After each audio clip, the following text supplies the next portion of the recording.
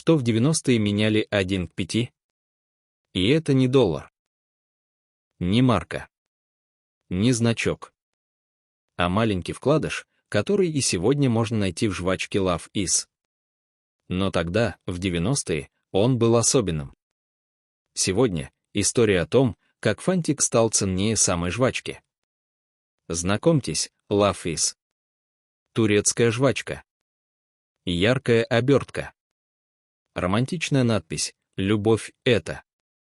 Появилась она на постсоветском пространстве в 1992 году, как раз тогда, когда страны учились жить по-новому.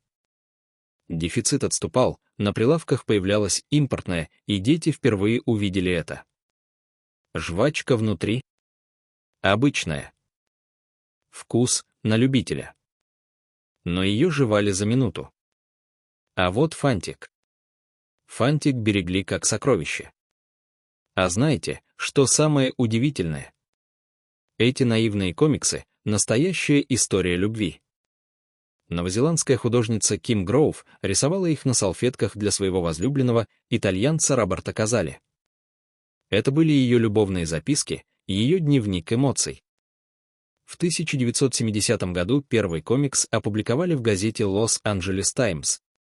А в 1974 девочка в комиксе получила имя Ким, а мальчик чертил на песке букву «Р», первую букву имени Роберта. Почему фантик стал важнее жвачки? Сейчас расскажем. Во дворах и школах работала своя биржа. Правила простые. Обычный фантик меняй 1 к 1. Редкий. Готовь 5 обычных. Или что-то равноценное. Самый редкий. Тут уже торг уместен, дам 2 за 1, но только если с черным сердцем. Да, были и свои черные сердца, особая серия вкладышей с темным фоном. За них дрались. Буквально. А еще китайские вкладыши с иероглифами. Откуда они брались во дворе? Загадка. Но если у тебя был такой, ты был королем двора. Меняли на доверие. Честно. Но, конечно, находились хитрецы, переклеят сердечко, подрисуют номер.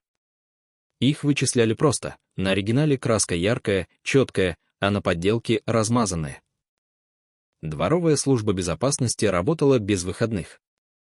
Почему фантик, а не жвачка? Логичный вопрос. Почему собирали именно фантики? Жвачка — расходник, пожевал и выбросил. А фантик — вечность. Его рассматривали. Перечитывали, любовь — это быть вместе, любовь — это прощать. Для 10 лет целая философия. Кстати, вы замечали, что жвачка всегда двухцветная? Банан-клубника, лимон-яблоко, вишня-лимон.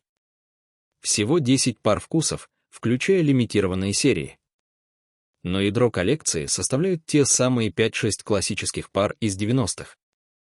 2 вкуса смешиваются не на фабрике, а у вас во рту, когда вы жуете. Символично, правда? 2 разных характера, 2 разных вкуса создают что-то новое и яркое. Как 2 влюбленности. Хранили где придется, в обувных коробках, конвертах, спичечных коробках. Специальных альбомов тогда не было, дети импровизировали. Самые ценные — в спичечный коробок. Чтобы всегда при себе. А еще, это был способ самоутвердиться. У кого коллекция полнее, тот круче. Не карманные деньги, не модные вещи, а стопка цветных бумажек. К концу 90-х жвачка исчезла с прилавков. Интерес упал, появились новые товары. Но сегодня Love Is переживает второе рождение. Маркетологи говорят, это ностальгия подросших детей 90-х. Романтическая молодежь снова делает популярными сладкие кубики с философскими комиксами. Жвачку до сих пор производит турецкая компания. А именно те фантики теперь ищут на аукционах. Редкие, за 1000 рублей. Полные коллекции, как семейные реликвии. Но главное — не цена. Главное — память. Как менял тот самый номер 48. Как прятал фантик от младшей сестры. Как находил их годы спустя в старой книге и улыбался. А у вас была такая коллекция?